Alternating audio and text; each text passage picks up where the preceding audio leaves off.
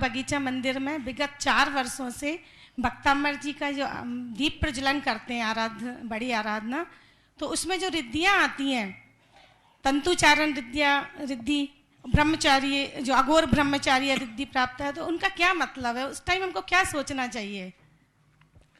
तंतुचारण के अर्थ है उनके अंदर इतनी शक्ति होती है कि वो एक तंतु यानी धागा, एक धागा वहां से बांध दिया जाए, उस धागे पे चल जाएंगे लेकिन धागा टूटेगा नहीं। मरोच्चारण, हवा, जैसे जैसे हवा चलती जाती है वे हवा के साथ उड़ते जाते।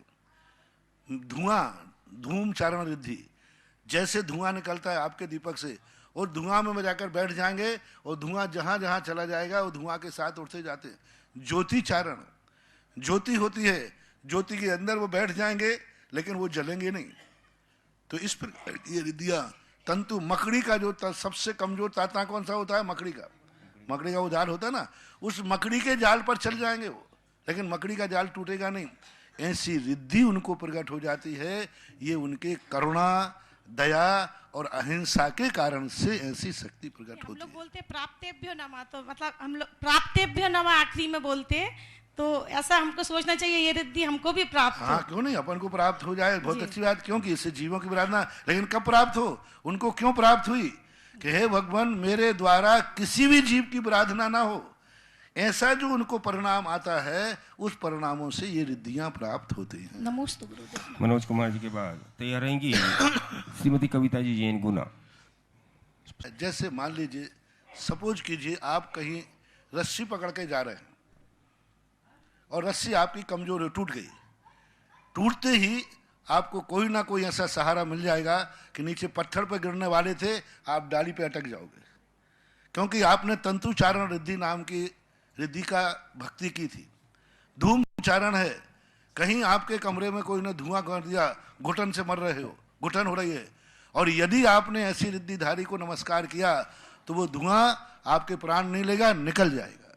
अग्निचारण, ज्योतिचारण, आग लगी चारों तरफ, अब कोई बचाने वाला नहीं है।